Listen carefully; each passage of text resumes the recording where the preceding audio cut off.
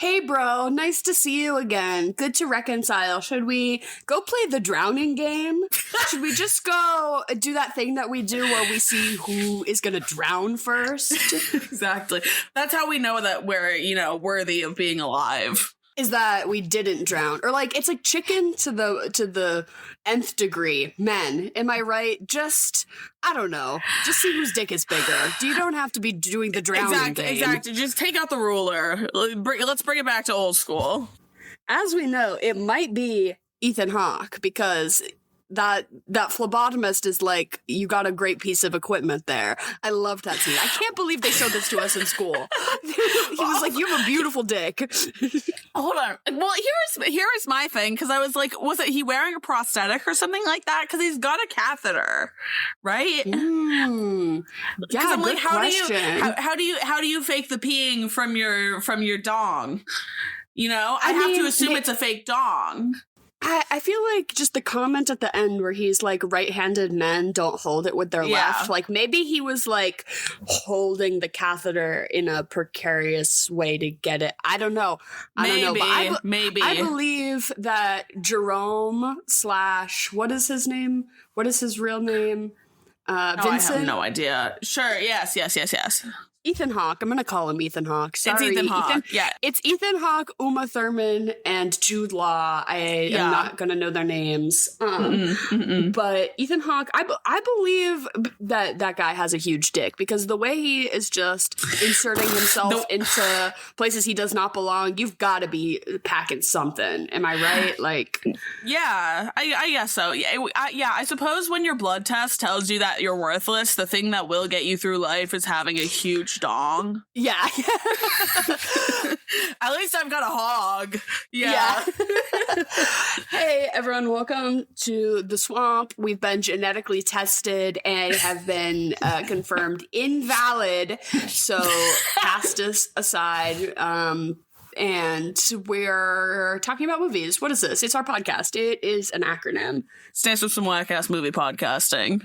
And this month, we are covering all movies that we had to watch in school. And I feel like this might be, like, hitting the most. Osmosis Jones, I do think hit.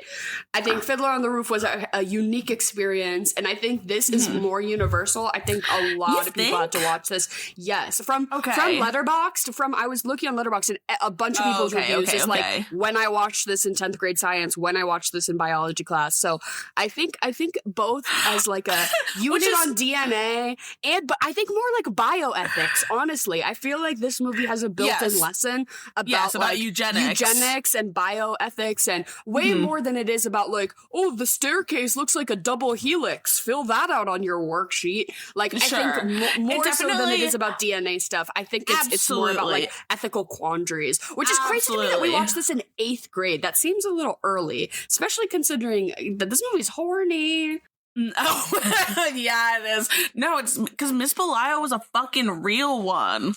Yeah, shouts out. We shouted her out in our previous episodes, but if you're just tuning in for the first time, hi. We know each other from middle school, Emily and I, and we had 8th grade science together, earth science, and our teacher, she had just gone through a divorce or something, and she was in her feels. And she was definitely in her feels that year. Yeah, because she just showed us so many movies. We watched Contact, which we've covered on the show before, and I'm sure we talked about her there. We watched this movie, and we also watched like a super volcano movie that kind of stuck with me. One. A lot of movies for a science class. Yeah. Looking back now, for sure. She also, I feel like this is a universal experience. Everyone had to make a topographical map. Oh my God. That is probably one of, to this day, the worst school project I've ever had to do in my whole school career. See, I low-key loved it because I love a craft. It was like cutting out foam into shapes, and I was into it.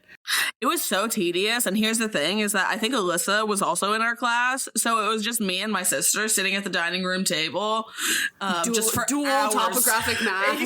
Exactly, just sawing this shit and making an absolute mess of the place.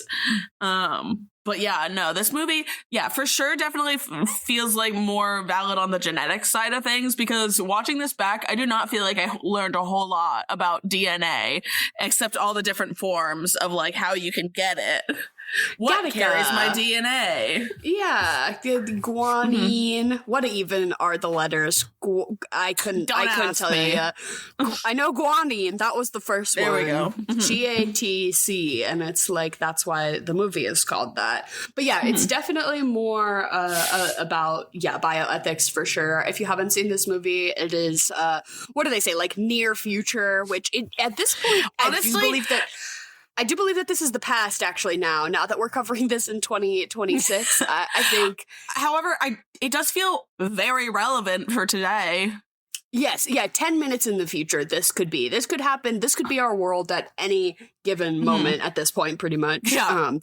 But pretty much it's like a world where they can genetically not alter, but like optimize your baby to be the quote unquote like most perfect version. They can rule out all these diseases and make sure that your kid is, has a long life expectancy and stuff. And pretty much if you're born just the normal way, they call you an invalid or like a faith birth or whatever. Sure.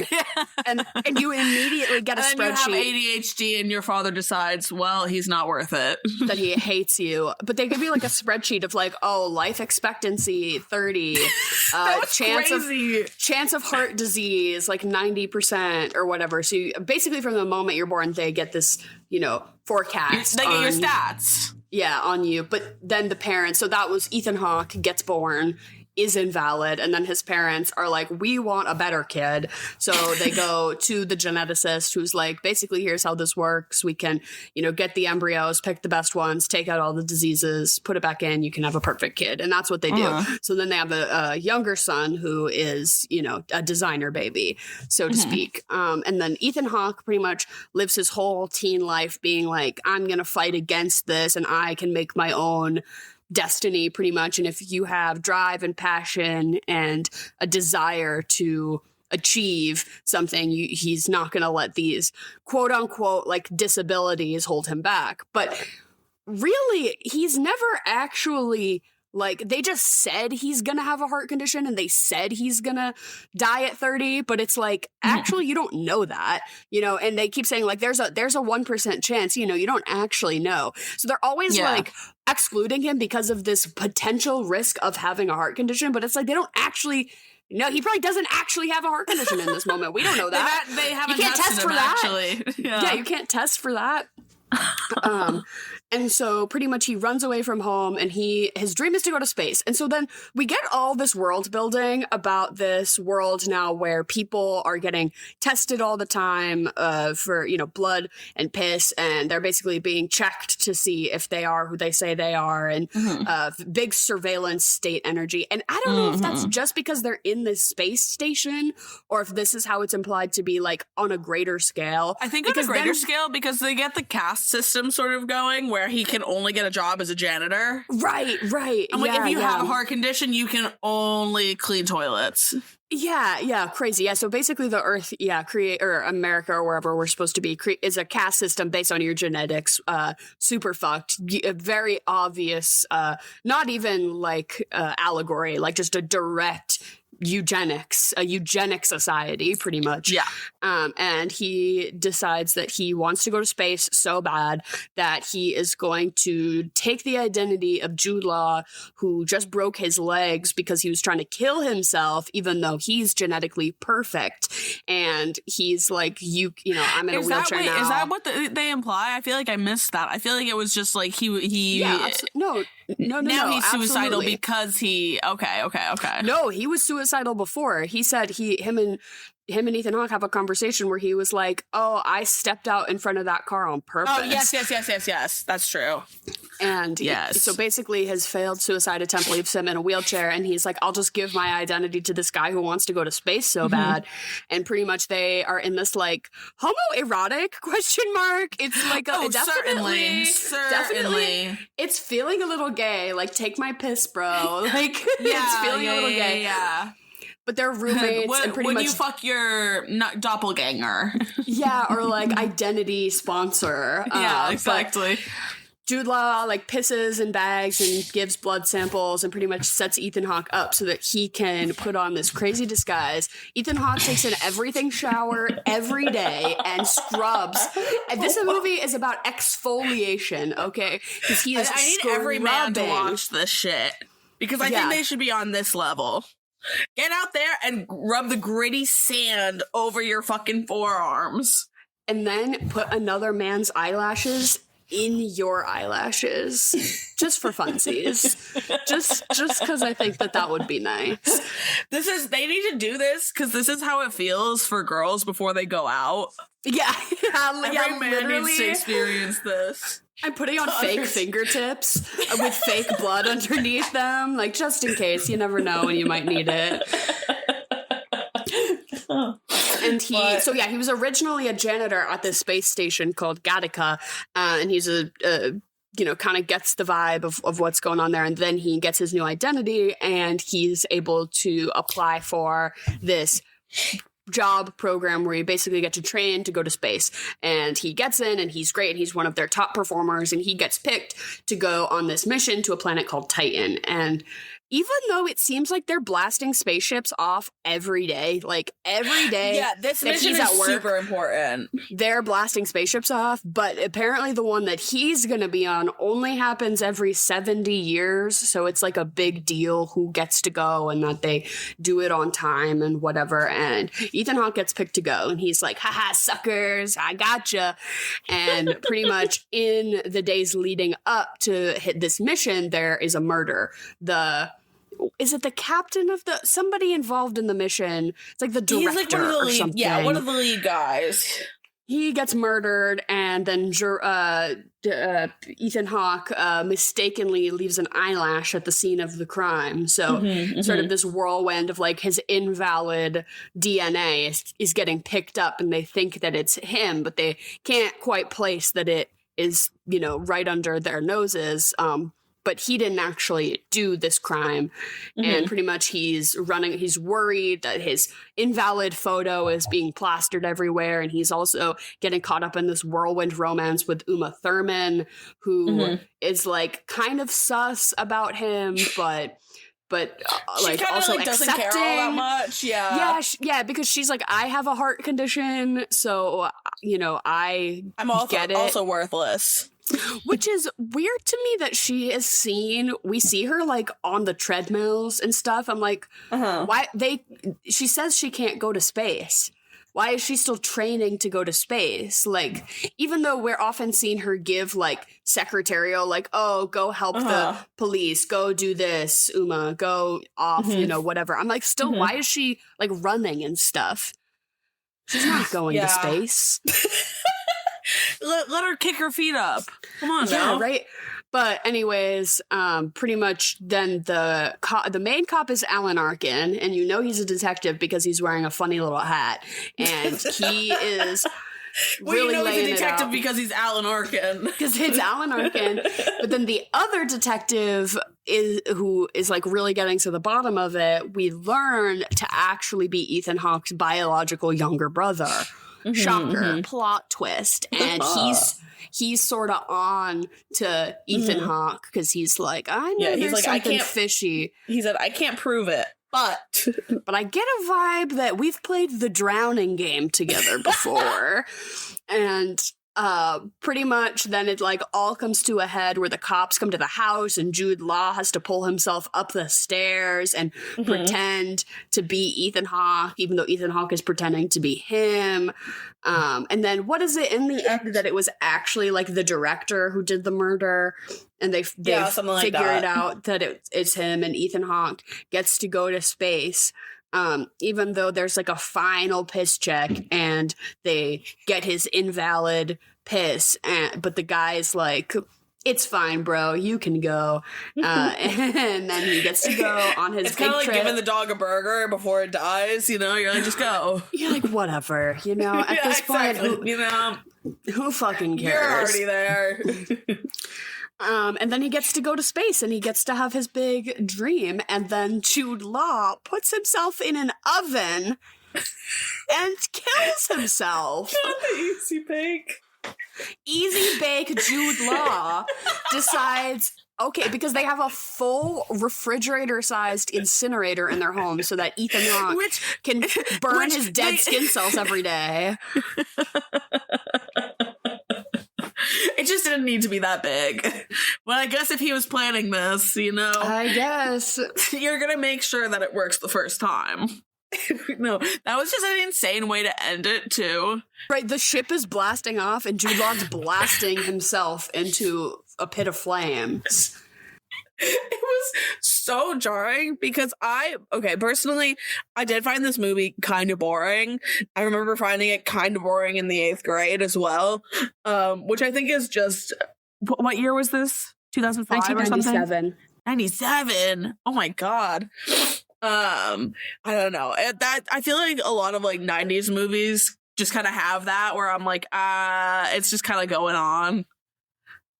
I don't know. I wasn't roped in. I don't know if I'd say it's necessarily boring, but it's more like I am frustrated with that they do a fair amount of interesting world building to be like, we've got this eugenicist society and the caste system, and this is how it is. But then everything is specifically about this space station. So it's like this high surveillance space station. So it's like I would have liked a bit of expansion of like how the rest of the world kind of is, because I'm like, is everything like this, or is it kind of just here because we're like at NASA? But then it's also like this crime. So it's like the fallout of trying to solve this crime. So it's like obviously they're also like testing everyone and trying to get evidence and stuff there. So it was more like I didn't really care for the situations being presented in this interesting world with this interesting characters. Like, I kind of just wish other stuff had happened. Like, it immediately made me curious and have so many questions that I knew the movie was never going to get around to answering, just because it was specifically all about Ethan Hawke and his dream to go to space and him pursuing Uma Thurman. But I was like, what else is going on here? Because here's the thing. I did not feel like the love subplot needed to be there whatsoever. At all. If anything, I was so bored with that. They wrote Uma Thurman so boring. She was working everything she had and she looked so good and so hot, but I was so bored. Yeah, the dialogue in this movie, so I like the foundational story building, but the actual writing of the dialogue was so dry and so flat for almost every scene that I was like, exactly. Good thing you got the 3 hottest people alive to be in this movie. Otherwise, this would really be fizzling out for me. Because it should have been Jude Law. It should have been Ethan Hawke and Jude Law kind of getting together, but encourage that homoerotic sort of two sides of the same coin relationship. Exploring this romance with Uma Thurman is... They had a way better chemistry, in my opinion. I mean, Jude Law has great chemistry with anyone. Of course. I don't know. It just did not need to be there. And it doesn't even end in a way that I'm interested. He goes to space and leaves her there, and it's like, well, maybe I'll hook up with you when we're back. Does he say he'll be back in a year? Does he say something that like that? Yes. It's like he says a year is a long time, and she's like, it's not that long. Yeah, see, that there were often like one line of dialogue that were kind of load bearing, that if you kind of missed them, it was like, you're done. Huh? Because at first I was like, okay, is everyone here a genetically engineered person and that's what you have to do to be valid? Or could you be born regular and just be super healthy? Like, can what do they call them, a faith birth or a god child? Something like that. Imagine you just have a normal baby and it just comes out awesome. Like, that baby can't be an astronaut now. Like, it's really that rigid. I think that would be fine. I think as long it's like a racehorse. As long as you got your racehorse has good stats, then it's fine. It doesn't matter how it got there. But if it has bad stats, then I'm not gonna fucking buy that racehorse. But it was a little more interesting. There were a lot of subtle dropping of like all these people have been genetically engineered, and yet there's always the chance of fate, right? That things aren't perfect. Like Uma Thurman still has her heart condition, and the phlebotomist who comments on Ethan Hawke's dick size is like, "Oh, my son isn't all they promised to be." He has that one, yes, right? yes. So there's all these like cracks in this movie that show that this system that they've built is not perfect, and obviously the whole theme of the movie is that Ethan Hawke is proof that if you have other characteristics that cannot be influenced by genes like drive, passion, motivation, things like that, that you can overcome and achieve as much as somebody who was set up to do those things. Like, that's the whole fucking point. But to me, it was kind of like, I wish we got more, I don't know, clear examples, I guess, of, again, like how their life really is. Because it seemed, I don't know, kind of just like a little too specific. Like we're I wanted really to learn more. Yes, we're very locked in on Ethan Hawke here, who lives the furthest from a normal life in this scenario. And then my other question that like didn't really get it, or maybe it's left vague on purpose, but it left me wishing the movie gave me a better sense about this, was like, Ethan Hawke wants to be an astronaut so bad, and he's here at Gattaca and he's working amongst all these, valid people. But is he like mad about, or is he like vindictive? Because he seems to be working really hard at it. But then there's a scene where at his job, all he does is sit at this little retro futuristic cubicle and look at a picture of Saturn and like zoom around on his mouse. Everyone is just like looking at low res PNGs of space and like clicking on them randomly. I'm like, what are we doing? What even is this? But it's very Severance type work. I love the sets. The set of everything was gorgeous, and the lighting and the cinematography gorgeous. Other than that random piss filter that they would just like randomly decide. They're like, oh, it's a flashback. People aren't going to realize it unless everything is orange. Well, like, yes, of course. That. Yeah, but it was the 90s, so. He's like zooming around on his, PNG of Titan or whatever. And to me, I'm like, okay, his life expectancy of 30 years that they say, is that like, how set is that? And again, this heart condition that they say he has, how set is that? Because we get a scene of him running on the treadmill and he puts on the fake heart monitor. Sure. And then at the last second, it picks up his real heartbeat and it's like, doo, doo, doo, and then he runs into the locker room and like collapses. Was that an indication of an actual heart condition? Or was that him like getting nervous that he was being monitored and like having a panic attack? No, I think indicative of an actual heart condition, because his heart's going that fast just because he's running, and then it picks it up. I guess, okay, so proven in the film he actually has a heart condition. They say he's going to live to be 30. He could just also be out of shape. Doubtful, though, because he's running like that every day, and he beats his brother at the drowning game, so he is in good shape. That's true, yeah. But then he said, I leave no gas in the tank. Life expectancy of 30 years, and he has a line to Uma Thurman where he's like, my heartbeat is already, 10,000 beats overdue. Or he basically is telling her, like, I'm already living past what they said for me. So I'm living on borrowed time, pretty much. So he knows this about himself. And he goes to space. Is he gonna die up there? Does he think is he sabotaging the mission because he's gonna die up there? No, because the way he reads to me is very Marty Supreme. He said, I'm doing this no matter what. You can be with me or against me and come along for the ride, but I will be going to my space station. You think it's all about like the personal drive, not some greater, like, I'm gonna show you guys, I'm gonna get in and I'm gonna fuck up your shit by dying up there.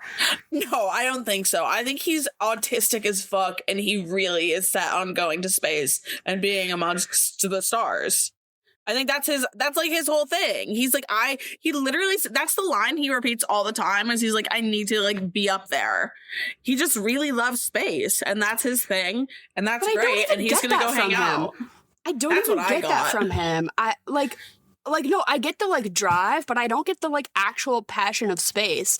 Like, how often do we see him being like, wow, I love Well, he's looking at that fucking low-res PNG all the time, Dara. That's why. I guess. Isn't it? He's locked it's not very in. awe-inspiring. He's laser-focused.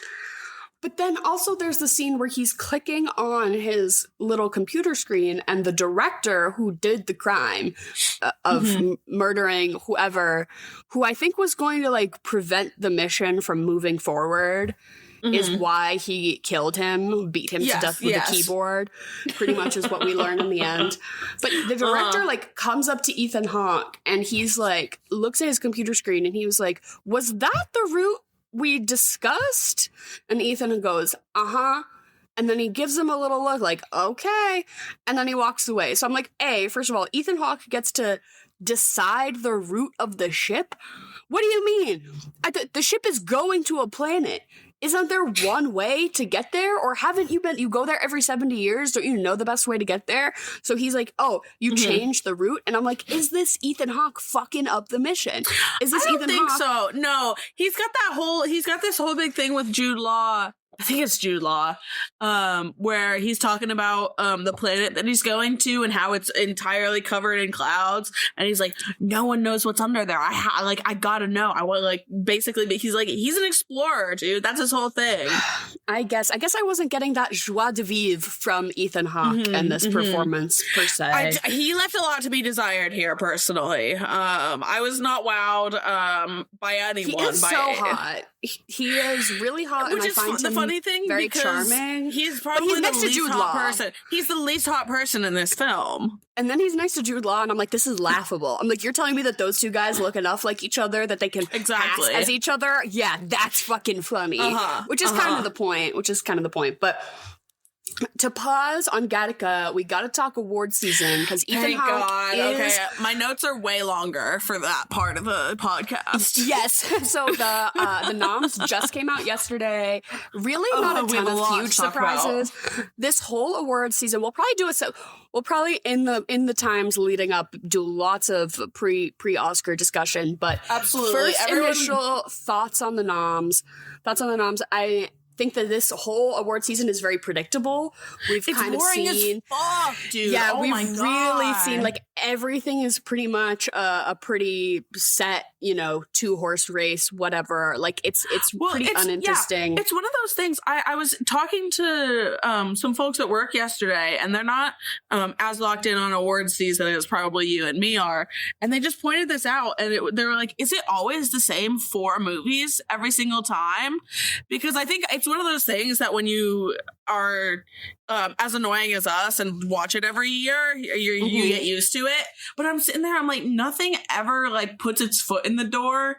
It's all just the same. It's like a blanket of just the same fucking movies in every category.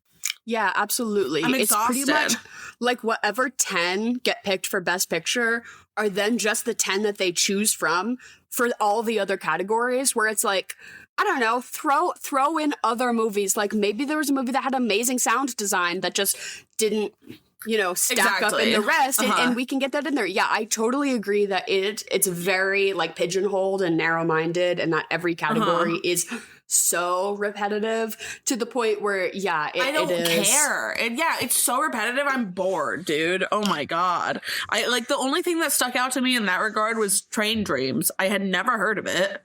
And I watched the trailer and it looks fucking beautiful. I think it's for cinematography and, like, 1 or 2 other things. Yes, Jen watched it and she said that it was gorgeous, like a beautiful movie. Yeah, seems watch, really meditative. But that the story itself was kind of like, meh, like, whatever. That the whole movie it's a was man's kind story. Right, it was very meh, but that it was I saw really someone nice tweet to look that at. it was like the white man's Nickel Boys. Which I liked Nickel Boys a lot, and I don't really know if I see where that, like, the comparison being that it's just like a meditation on a struggle. Life. Like, I don't know. I'll have to watch it. It's on Netflix. It's on my list because obviously the Best Picture. But yeah, that one I like felt kind of random. to me. But at least I'm glad it's like throwing something in there, Right. Because as happy as I am for Sinners to be blanketing everything, which is fucking awesome, I am very, very weary about the Academy and how much they'll actually award it. And it feels very like white guilt, patting ourselves on the back. Yes. Like, look how much we're uplifting this Black film. But it's like, how much are you actually uplifting it? Which, like, not to discredit the movie whatsoever, it is a brilliant film, and it deserves it deserves the praise it's getting in the theater. Yes, absolutely. Like you said, I don't trust the Academy to actually be giving it its flowers in a way that's like genuine and not kind of hokey. Exactly.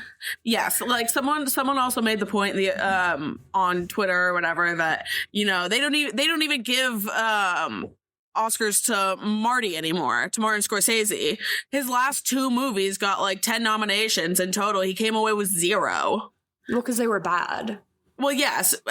You think Killers of the Flower Moon was bad? Oh, no, that movie was great, actually. I'm just thinking of The Irishman. The Irishman, yeah. Yes, like, which fair enough, care for that. but still, actually, yeah. They're bad. Killers was deserving of at least something. I guess it's always about what it's up against, though. That was a strong year. Yeah, this year's feeling more mid to me. No, I'm hoping that I have a feeling that they'll sweep a good chunk of it at least. But I do think it's a shame that they're gonna lose Best Original Song to K-pop Demon Hunters. Right. Yeah. We all know that that's coming. Diane Warren irks me a little bit. Oh, Diane Warren is nominated for her 100th loss. Oh my God. She's walking in there with a bomb strapped to her chest this year, I think. After that. Here's what I have to say to Diane Warren. Diane, I know you're listening. I saw this tweet, and it was a list of all her nominated songs, and 17 plus. Tell me. 17 times she's been nominated for Best Song. But I was looking, and Diane, here's what I think it is you don't pick good movies. You're writing these songs, and these songs might be good. The songs are not from good movies. So the song that her movie is from this year is a documentary about herself. So it's an original song that she wrote for a movie about herself. So she's cooked. So this is already it's like that's like meta. That's like gonna be like a meta loss. You know what I mean? Right? I'm about to rattle off all these movies that her songs are from, and you're gonna be like, oh yeah, obviously that's not why she's winning. Okay, come on, hit me. The 688, Flamin' Hot, Tell It Like a Woman, 4 Good Days, The Life Ahead, Breakthrough. Not 4 Good Days. Oh my God. The RBG the Cheetos one movie. So you said Flamin' Hot? Was that Flamin' Hot? Yeah, Flamin' Hot. Oh my God. Okay. RBG, yes. The RBG movie, Marshall. With Armie Hammer and The Hunting Ground, Beyond the Lights. And now we're getting into like the early 2000s, Pearl Harbor, Music of the Night. And here are the 2 that I was like, this was your chance, girl. Armageddon. I don't want to miss a thing from Armageddon. She lost on that one. That was your big one, girl. I'm sorry. It's over. It's true. And then Con Air. How Do I Live from Con Air? Like those, Con Air and Armageddon are the only 2 movies on here that have any cultural impact at all in any way. Yeah. And then, there's a couple others that I left out, but it's because she's making songs for movies that don't matter. Girl, you really gotta bad movies. Get on a better movie. Get on a movie that's on the list, on the 10. Exactly. Squeeze your way in there. Diane, even if you just went with F1 this year. Right. Easy. Come on. Write a song girl. for Tate McRae. And you're good. You're solid. Oh my God. I cannot wait. Well, it's just amazing because every year you watch her get more visibly frustrated. She can't keep it in. She's hitting her limit. And I think her losing an Oscar for a song that's, written about herself. Exactly. I think she's really good. She's going to hit that ceiling this time. And I can't fucking wait. And especially because they don't perform the songs anymore. They used to at least give the song category like a big dedicated chunk of the airtime, and they do not do that anymore. So it's like, what is that saying about the category, Which, things that are gone, but things that are new, best casting this year. I'm really excited to see what they do. It could be anyone's game, honestly.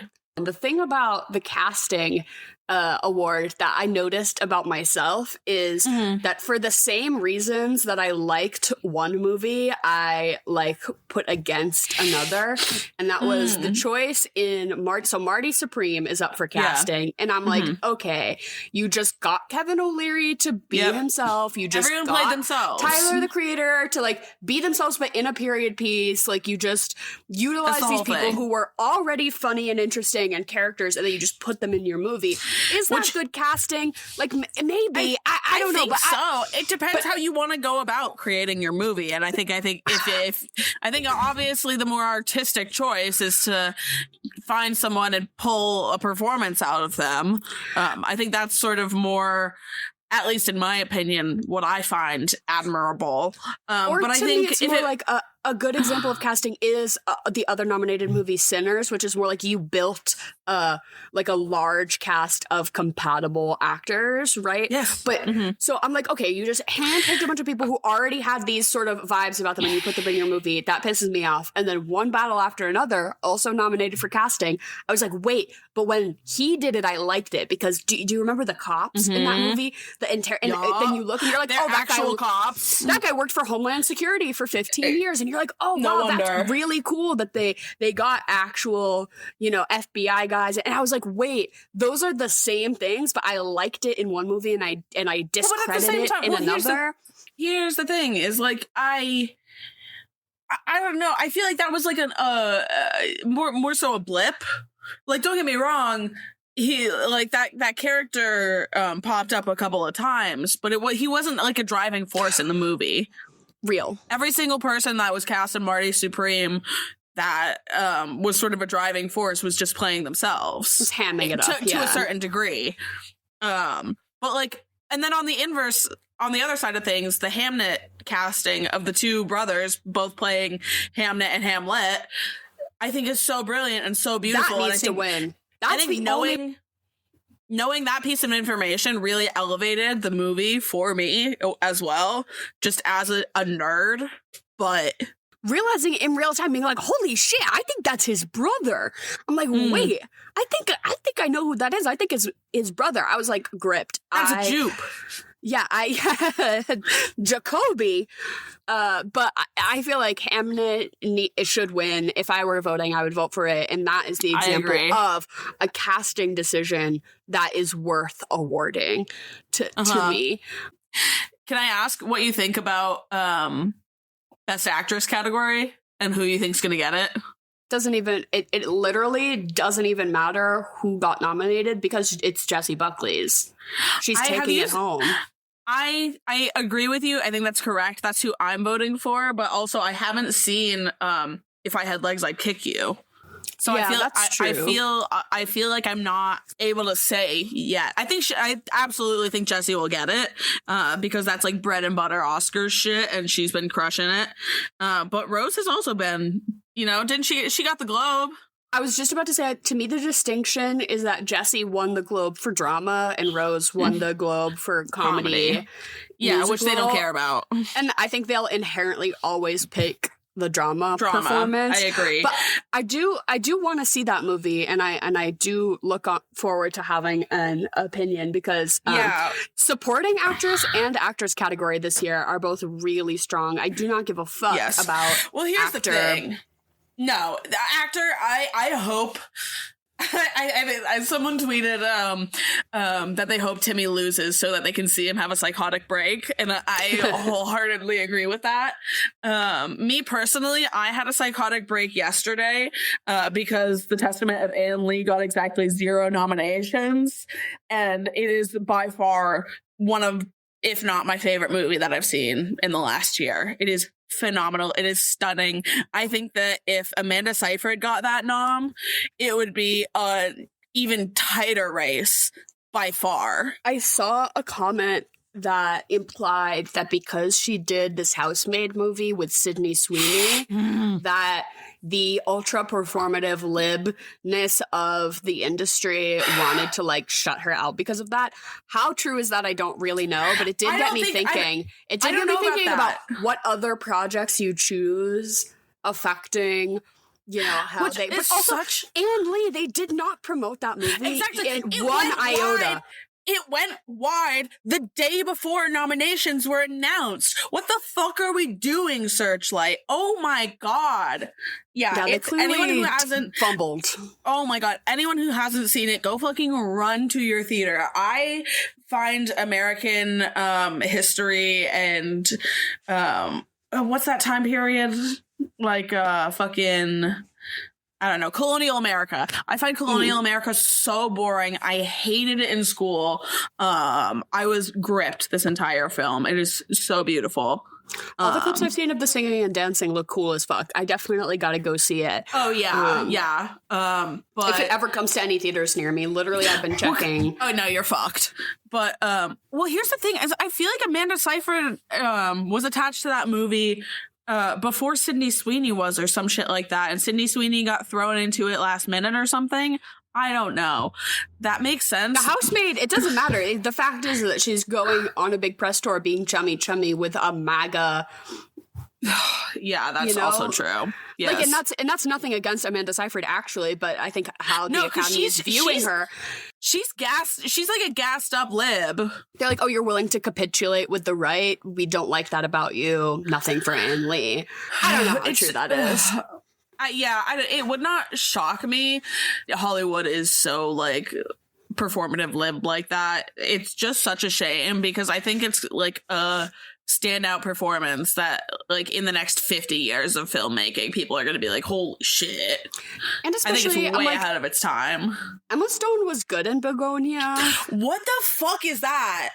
That was also, they just love her. She's just the industry darling. They'll just give her any nomination because Jesse Plemons should have been nominated for that movie. Wrong. Well, here's the thing. I don't really think that a movie that was remade from a Korean movie that was already made deserves a platform like that in general. Personally, I think that you can just have a Korean movie and do that.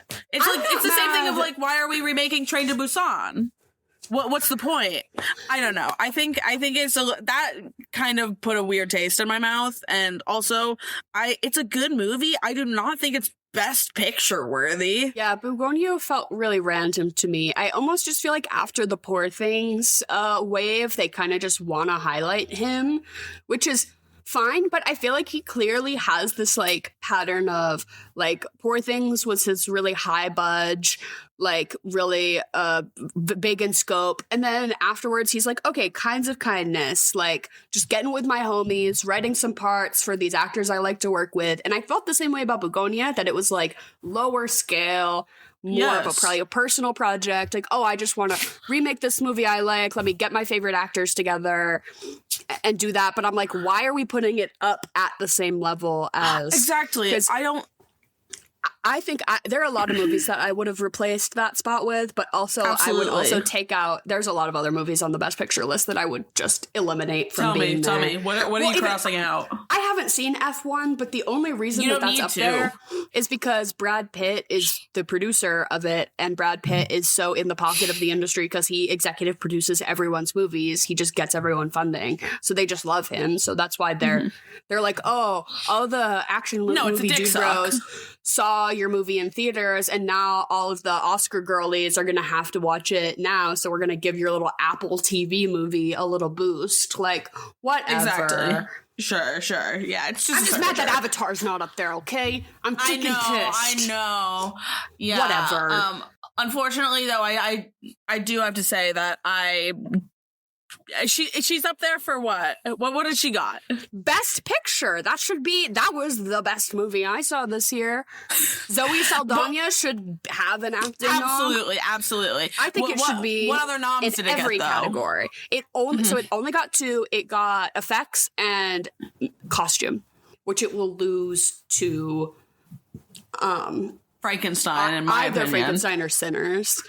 I would have, honestly, I think, don't get me wrong, I think the costume for Frankenstein and the creature and everything is really well done. I hated Victor's looks, but I think they could win the Oscar for Mia Goth's gowns alone. Yeah, the like bug-inspired Victorian gowns, yeah. And I feel like hair and makeup and costume. Absolutely. I definitely would give to, but also they could give it to Sinners too, and I wouldn't be mad. No, I thought that was beautiful. And the vampire at the end, the big, the long fingers and the crazy looking vampire at the very end. That was fantastic. That was all practical makeup too, and that was really cool. Not as cool as Jacob Elordi's whole creature garb that took 10 hours a day to get him into. I think they should give it to that. It is still stunning. I think Paul Thomas Anderson is locked in for director, obviously. Yeah, I'd like to see a Coogler win. I'd like to see them actually award this movie that they are. Is them giving it 16? So they're record breaking. We're going to create a new category and give you a record breaking number of noms. And then are they going to actually shut it out when it comes to awarding it? I think they'll give it at least 2 or 3. But I don't think I'm very skeptical as to if it will actually sweep. Because it's giving the same as the box office achievement bullshit at the Golden Globes to me, where they're oh, we're gonna let you get up on stage, we're gonna pat you on the back, but we're not actually gonna give you any real recognition. Yeah. I'm really personally hoping that anyone, and I haven't seen Sentimental Value, I'm sorry I'm saying this, I'm prejudging it. I really don't give a shit about Stellan Skarsgård winning, personally. I think Jacob Elordi, I don't know. Well, he's won all the rest of them, has he not? Yeah, I guess so. I don't know why I'm so, I guess because I haven't seen the film, I'm so sure that I'm just it's the one that's really I just think Sean Penn. I just think it's a lock on Sean Penn. I don't know, but Jacob Elordi at the same time. But he is not a supporting character. I like how they tried. They apparently obviously tried this year. It is a crazy one. This year they tried obviously a little bit to shy away from the category fraud of last year. Zoe Saldana winning supporting actress for Emilia Perez, even though she was the main character. And then who won supporting actor last year? Also someone who was the main character of their movie. So I feel for supporting, they tried to shy away more from that. I feel I don't know, the actors they're picking for those categories were actually supporting roles. People are saying Paul Mescal should have been. I'm no, he shouldn't have been a supporting actor. No, he shouldn't have been there. Or I don't know. It doesn't matter. Mm-hmm. Yeah, I'm not too pressed about him not being there. I don't think it was as much as I love and adore him, and I loved his performance. Jacob Elordi, you're the titular role. That's not a supporting character. I do not. Because Oscar Isaac didn't get nominated, did he? No. Why the fuck did we not put him in just Best Actor then? Because who's got Best Actor? Timmy, Leo, who is it? Yeah. Timmy, Leo, Michael B. Oh, and Ethan Hawke. Okay, so why we all started this in the first place? Is Blue Moon? Ethan Hawke. So, do you know Rogers and Hammerstein? Is that what their names are? Yes.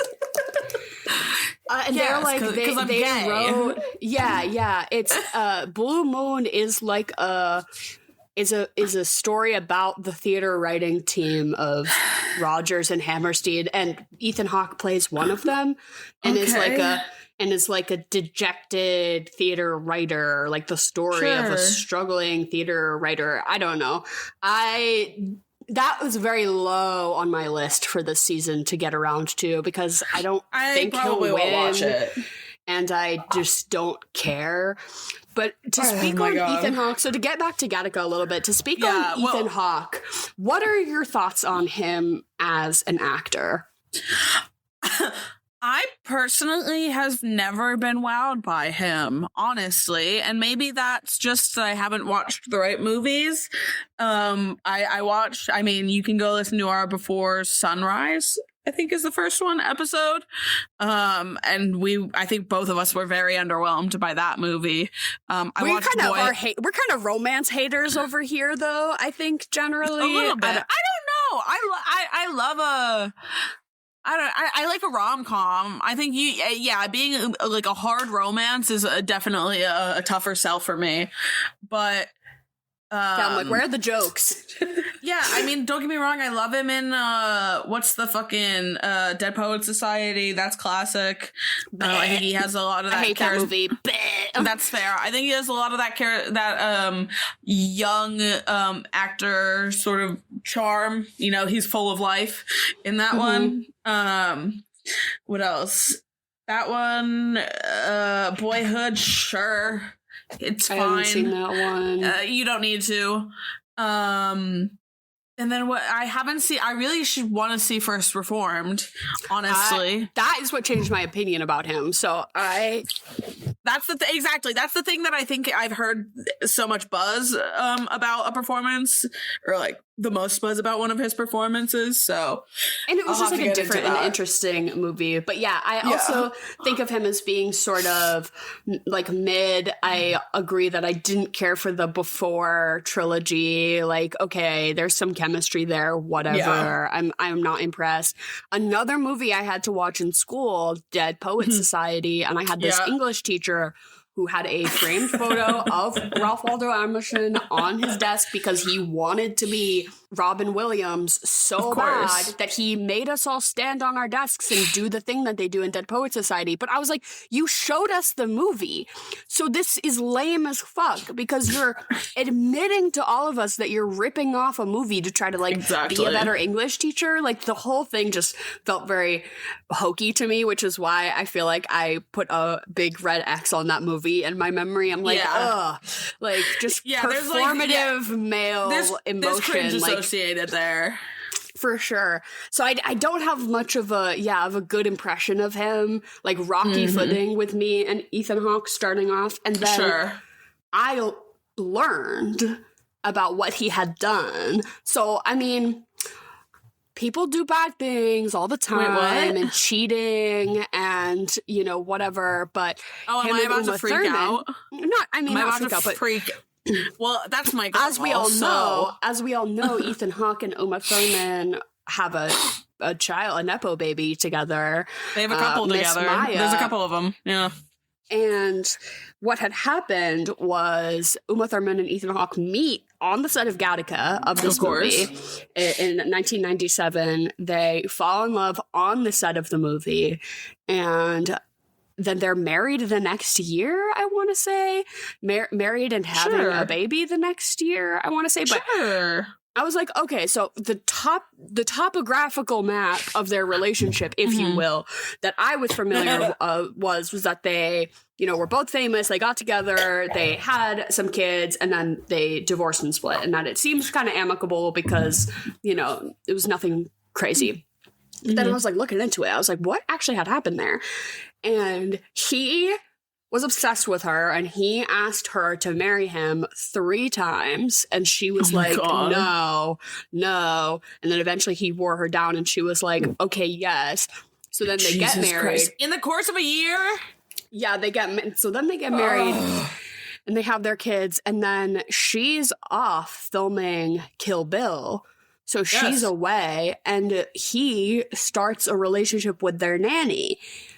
And the nanny who took care of the kids while they were both working, he gets with the nanny while she's doing Kill Bill. And then the whole thing kind of comes to a head, and she finds out. And if you Google, so the way you can Google actually is because they're still married.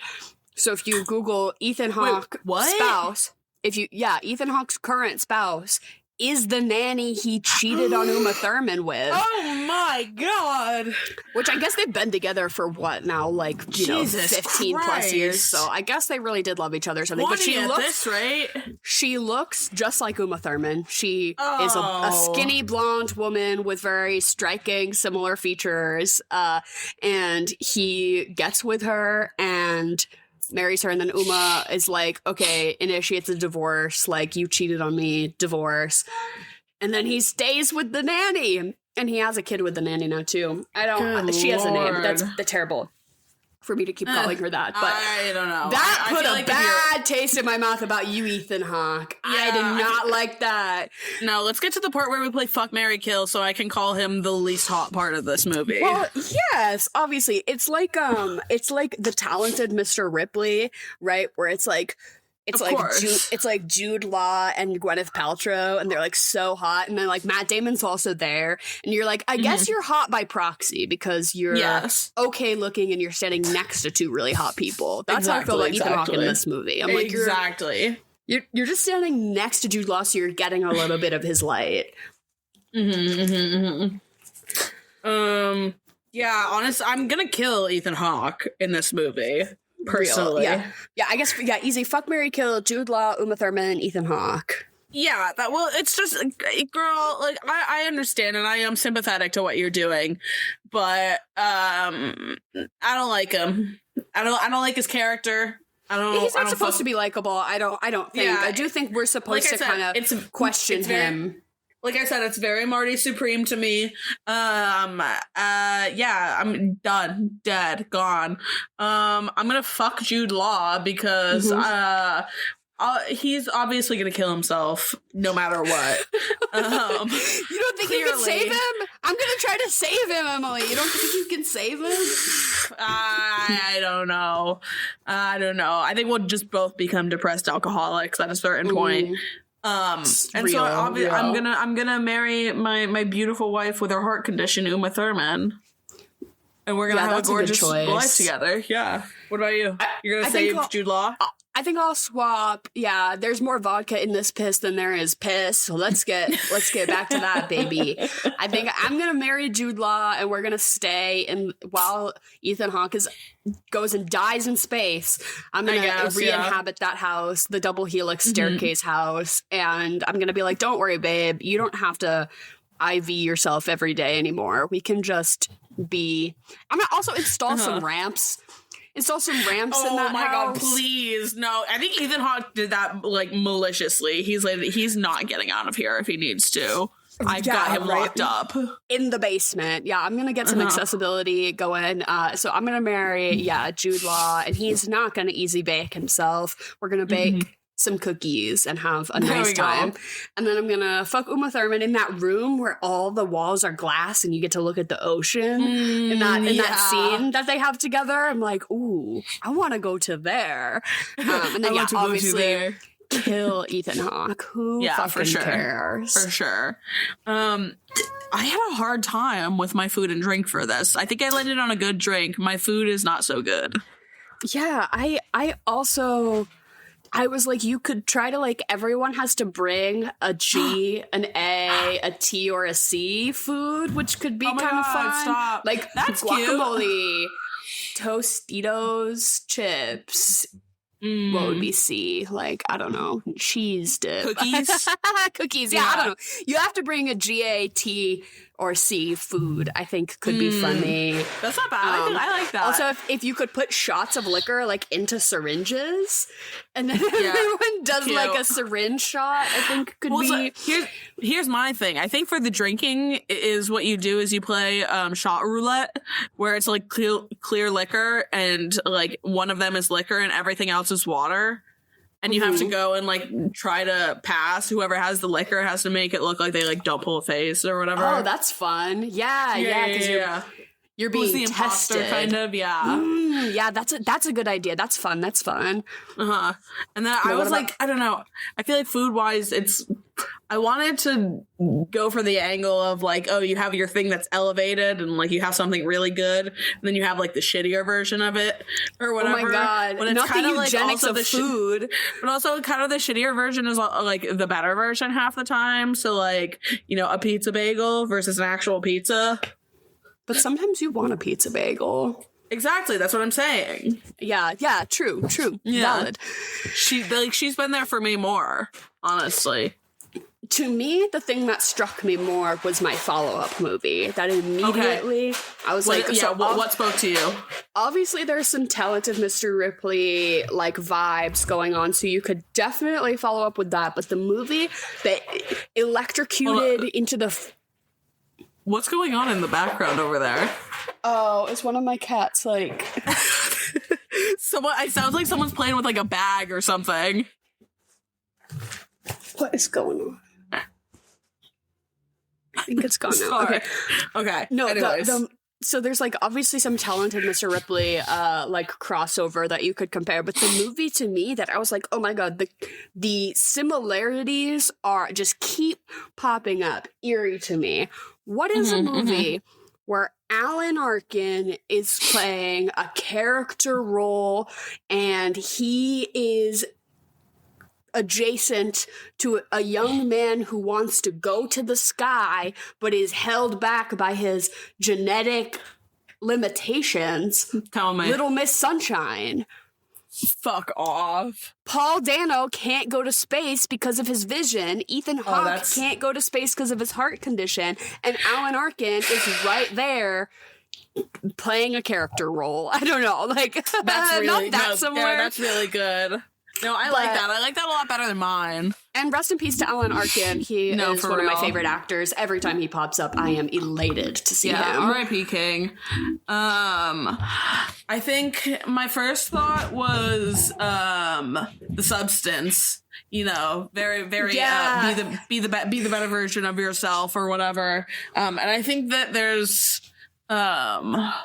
almost less world building there, or like more secrecy, so you're kind of really into these characters instead of like more into what's going on around you. But also the other one that did pop into my head, this will be my plan B, I would say Avatar, because it's very don't kill yourself because you're disabled, become blue. Become blue. Transition, yes, exactly. But yeah, I think The Substance is what I would stick with. I like that. I was doing some topical research about like modern day eugenics just because I was interested to see where we're at with that, because this movie is the future of 1997. So I was like, where are we with that now? Like, I was curious to see. Oh my God. Well, and I feel like obviously there's CRISPR is the method that they have developed where they can cut DNA strands and edit DNA. So we have the technology to do that. I think it's more about they're like studying, identifying the parts that need to be cut more is like where the science is. I'm not a scientist. I'm not very smart. So I don't know much about CRISPR, but I was looking into what is commercially available to people. Yes, because I think a lot of it is like, like if your baby has like that disease where its bones are glass, like, we'll make sure, you know, that doesn't happen or something like that. It's not very like, which is my baby's going to be an athlete. Different, which is wildly different from what is commercially available. So it's like, obviously they can do genetic testing. So if you're doing IVF and you're having a baby that way, like obviously they can do testing on the embryos so that you can pick the most healthy one. Like that is normal and a thing that's been around and whatever. I'm not going to call that eugenics. You're just, you know, quote unquote, making the IVF baby. But I think, like making sure that they don't have Huntington's disease or, like you said, glass bones or anything like that's normal. Now, what is becoming available to rich people pretty much is if you're in the process of doing IVF, you can pay these third-party companies to test your embryos, and they pretty much will give you full spreadsheet rundown of hair color, eye color, gender, predictive. I was looking at this predictive IQ. I'm like, no fucking way. This all seems like such a hoax, such a scam. Please. Likelihood of autism. They're ripping this straight from the movie. Literally, it is straight up giving Gattaca. I wish I wrote down the name of the companies that are doing this. But if you just you know, search like eugenics today, like it will come up. Because people can then optimize which embryos they plant. And it's like we see with Elon Musk, right? Only having sons, like selective embryo implantation, which is really approaching like a very ethical, questionable line. Even just within the unit of your family, that this kid is being born with an expectation that they are supposed to be healthy and perfect and this certain IQ, saying IQ is crazy to me. That is establishing such a problematic and like a really slippery slope of. I suppose the more I think about it, the more I can understand Jude Law's wanting to kill headspace himself in this. Yes, exactly. Because he has so much fucking pressure on him to be the perfect man and everything like that. Especially if he was the whole bought point. and paid for. He was like, I was a professional swimmer and I was supposed to win and I didn't, and now I want to kill myself. Like setting those expectations on people and babies, on kids, is so fucked up. So fucked up. Oh my god. No, I think a natural next step, and sort of one thing that's been in talks, especially this week, is the whole surrogacy aspect on top of things. Oh my god, because of Meghan Trainor needing skin to skin contact with her new baby that she didn't deliver. Yeah, I've seen that picture that she bought and paid for. Yeah, because she didn't want her to fuck up her Ozempic figure. Which I'm whatever sure whatever the reason was to do it isn't like, you know, we can criticize that, but it's the system as a whole that is fundamentally exploitative of women's bodies and of poor women's bodies, that is perpetuating this class divide and this well, it's just the whole thing of you never see rich women doing it. If you're, you know, it's not people that of course. Rich women don't donate their wombs to surrogacy. Exactly. It's because you're getting paid to do it. Yeah, and that financial element, it becomes immediately exploitative. And once capitalism at the root of it all. That's the problem. It's also just the fact, like, you have 2 healthy kids already and you just have to go have another designer baby, and it needs to be yours too. You need to have somebody else carry your biological baby because you refuse to adopt. Or I think that anyone that has an issue with adoption, I think you should probably question if you're even fit to be a parent. If you're not willing to, you know, take care of a child because it's not genetically yours. I don't know. I think that there's there should be conversation had. Of course. You know? And there's a lot of issues. There's a lot of ethical quandaries with the adoption industry as well. Like that is also pretty deeply problematic. Yeah.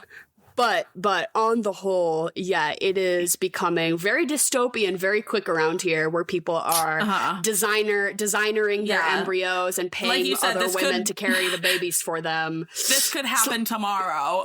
No, literally, it could. And we're developing a caste system, you know, constantly. Exactly. So. Yep. Next week we're gonna do a happier movie.